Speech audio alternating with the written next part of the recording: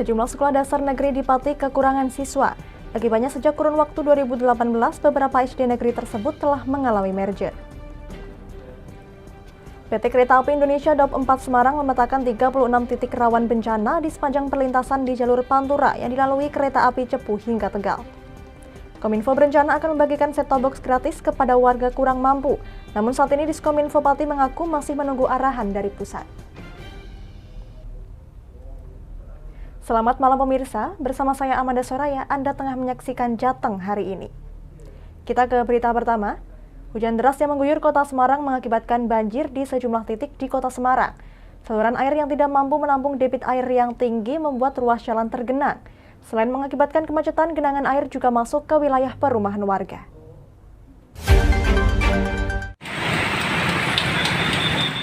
Intensitas hujan yang tinggi di kota Semarang membuat sejumlah titik tergenang air, seperti yang terjadi di kawasan Pelabuhan Semarang pada Selasa sore.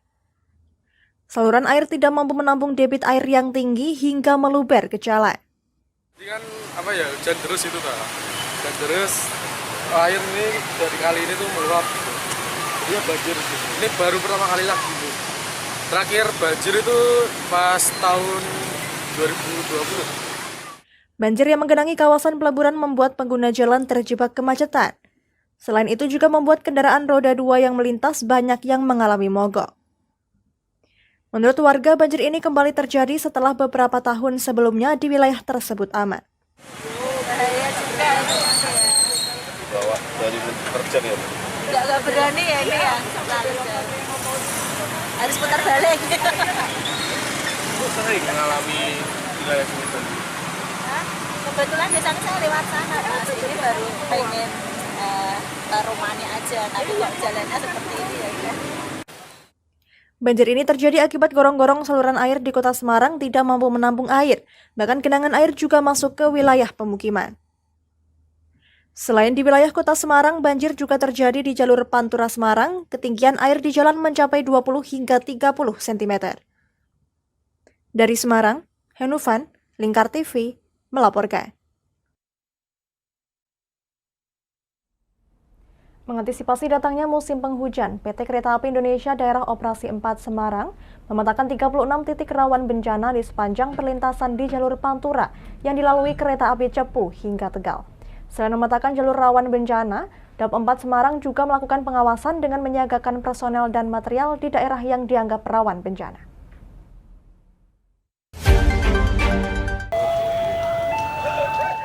PT Kereta Api Indonesia Daerah Operasi 4 Semarang melakukan upaya dalam meminimalisir potensi bahaya yang dapat terjadi dan mengganggu perjalanan kereta di saat datangnya musim penghujan. Memasuki musim penghujan, PT KAI Daup 4 memetakan 36 titik yang menjadi daerah rawan bencana yang dilalui kereta, mulai dari Cepu hingga Tegal dan Gundi. Di antaranya rawan air menggenang, tanah longsor, dan tanah amblas. Dari 36 titik rawan bencana, 14 dalam progres pengawasan, sementara sisanya masih dalam batas toleransi. Untuk melakukan pengawasan dan monitoring di jalur rawan bencana, pihak KAI menerjunkan personel dan memasang CCTV. Sementara untuk mengantisipasi genangan air di kota Semarang di jalur Semarang Tawang hingga Alas Tua, PT KAI Daup 4 telah menyiapkan pompa air dan memperlancar saluran air agar dapat dilalui kereta. Jadi kita itu di Daup 4 ada 36, kurang lebih 36 titik rawan ya. Seluruhnya di lintas Cepu sampai dengan Tegal sampai dengan Gundi. Nah itu dilakukan satu penjagaan, dimonitoring, ada pakai CCTV, kemudian ada SOP ketika kondisi cuaca berubah langsung didatengin oleh teman-teman kita untuk memastikan ya, ada yang dipasang CCTV secara langsung live kayak gitu. Kemudian petugas menjaga daerah rawan juga dilakukan. Nah, dari 36 itu sudah sekitar 14 sudah di dalam progres, yang lain masih di dalam penjagaan dan masih dalam batas toleransi. PT KAI juga menyiapkan AMUS alat material untuk siaga di 22 titik di berbagai stasiun yang berdekatan di daerah rawan bencana. AMUS yang disiapkan berupa batu balas, bantalan rel, karung berisi pasir, besi HBM untuk jembatan dan alat penambat rel. Dari Semarang, Henufan, Lingkar TV, melaporkan. Sejumlah sekolah dasar negeri di Pati sejak kurun waktu 2018 telah mengalami merger. Hal itu disebabkan karena sejumlah SD negeri tersebut kekurangan siswa. Dinas Pendidikan dan Kebudayaan atau Disdikbud Pati menyebut, gelombang SD negeri yang melakukan merger sudah terjadi sekira sejak 11 tahun yang lalu.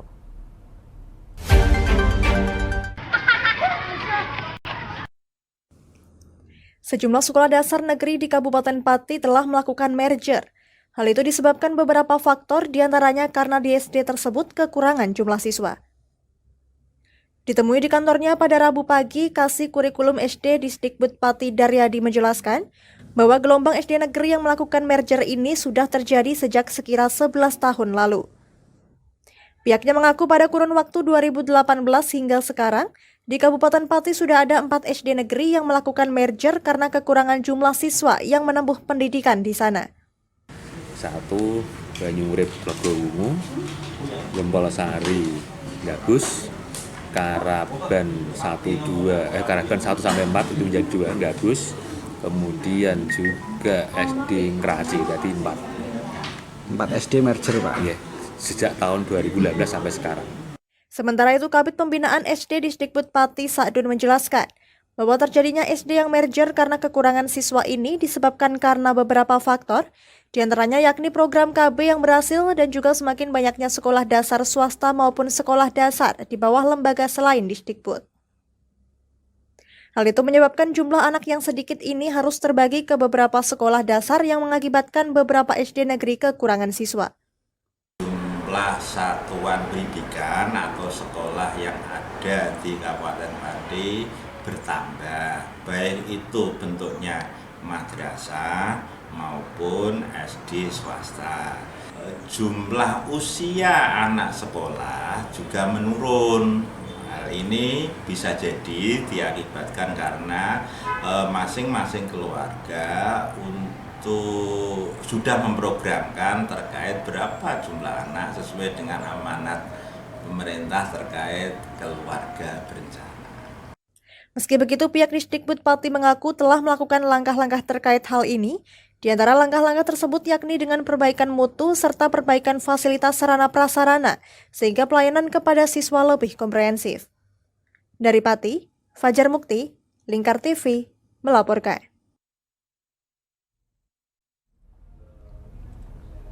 Jangan kemana-mana pemirsa, kami akan kembali usai jeda pariwara. Tetap bersama kami.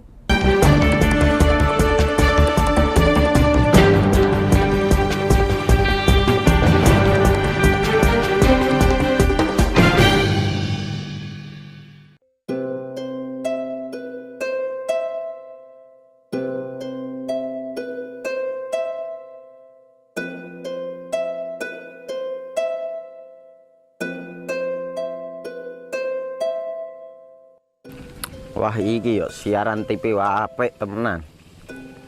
Filme cocok karo suasanane. Elah.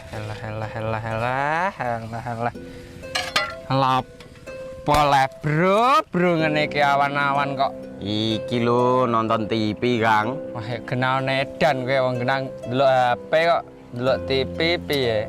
Wah, kurang update kowe iki, Kang. Lho, maksudnya piye kok ngarane aku update itu? Iki lho delok aku nonton TV tenan. Kok kira nonton HP? Wong delok HP ngono kenal nedan piye iki. Iki lho delok siarane. Lho, kok iso ya? Yo TV apa? Jenenge Lingkar TV, Kang. Saiki erane TV kok ngene iki. Kok Lingkar TV nek dia awak dhewe panggone iso nonton TV lewat HP. Kok ngene iki. Ana film-film ngene iku ya? Iya, filme apik-apik kaya ngene iki.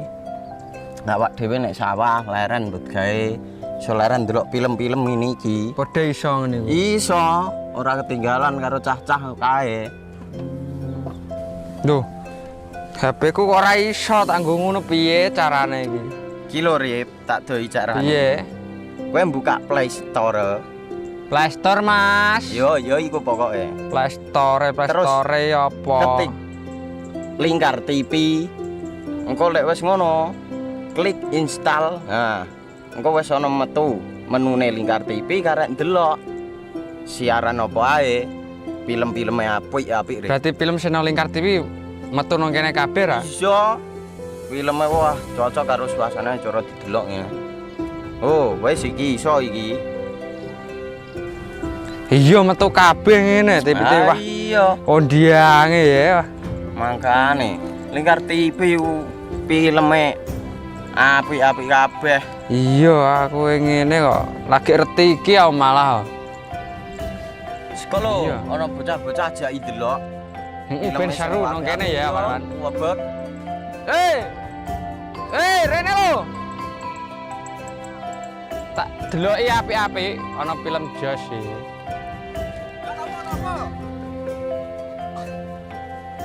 Rene go Rene. Oh iki lho tak deloki film nang Lingkar TV. Solutif dan terpercaya. Tonton siaran Lingkar TV melalui aplikasi Lingkar TV di Play Store. Dengan cara ketik Lingkar TV di pencarian Play Store, kemudian tekan install. Mudah bukan? Nikmati tayangan-tayangan menarik dari Lingkar TV kapanpun dan dimanapun Anda berada. Tinggal tekan menu Lingkar TV di HP Anda dan selamat menonton!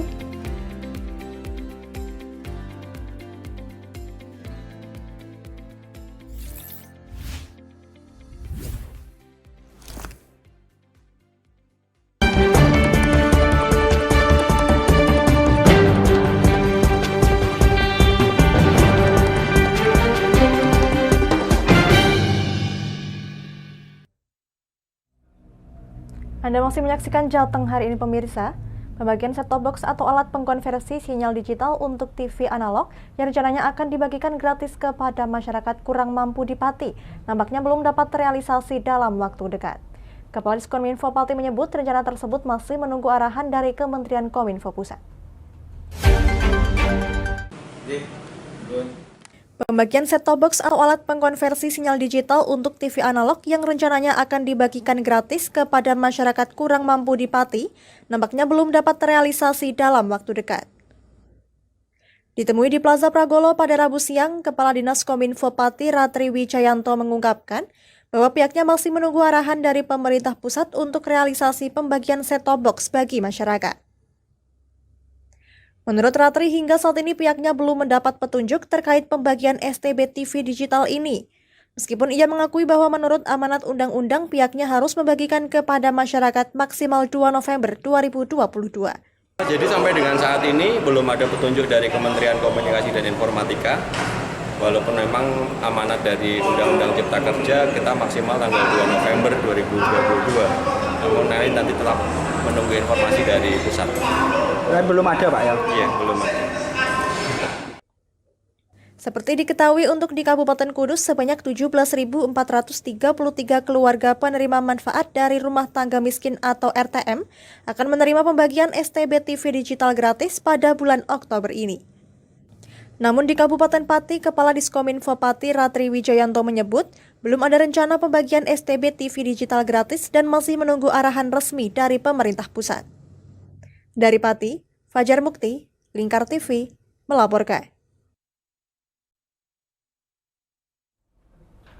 Pimpinan Pondok Pesantren Al-Hikmah 2 Benda, Kecamatan Sirampok, akhirnya terpilih menjadi Ketua PCNU Kabupaten Brebes hasil konverjap.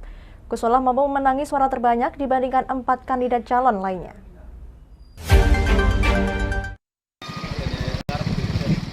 Pengurus cabang Nahdlatul Ulama di Kota Bawang Merah saat ini memiliki Ketua PCNU yang baru, hasil konverjap NU Kabupaten Brebes yang digelar di Gedung Islamic Center. Pimpinan Pondok Pesantren Al-Hikmah 2 Benda Sirampok Kabupaten Brebes, Kiai Haji Solahuddin Masruri, akhirnya terpilih setelah unggul suara dibandingkan 4 kandidat lainnya. Gusolah mampu meraih 146 suara dari peserta konverjap. Mantan Ketua Caretaker PCNU Brebes yang sekaligus pengurus PBNU Nusron Wahid mengapresiasi penyelenggaraan konverjap ini, termasuk kepada calon yang kalah yakni Samsul Mu'arif yang tidak melanjutkan untuk pemilihan tahap kedua. Demokratis ala santri dan ala NU. Itu harus kita hormati dan kita junjung tinggi. Pertama, Gus Solah tidak mencalonkan diri tapi tetap mendapatkan amanah. Itu artinya apa? Artinya memang beliau dikehendaki oleh akar rumput dengan mendapatkan 146 suara. Sebaliknya, Pak Samsul Ma'arif yang hadir di sini dan lolos juga karena tahu bahwa yang dikehendaki adalah Gus Solah, itu juga legowo samina wa'atona ngasih kesempatan dengan tradisi kesantrian karena merasa bahwa itu adalah putranya guru beliau. Saya kira ini adalah tradisi yang baik. Sebelumnya di kepengurusan PJNU Brebes terdapat dualisme kepemimpinan hingga akhirnya kepengurusan PJNU Brebes dibekukan dan dibentuk tim caretaker. Dari Brebes, Gus Fadilah, Lingkar TV, melaporkan.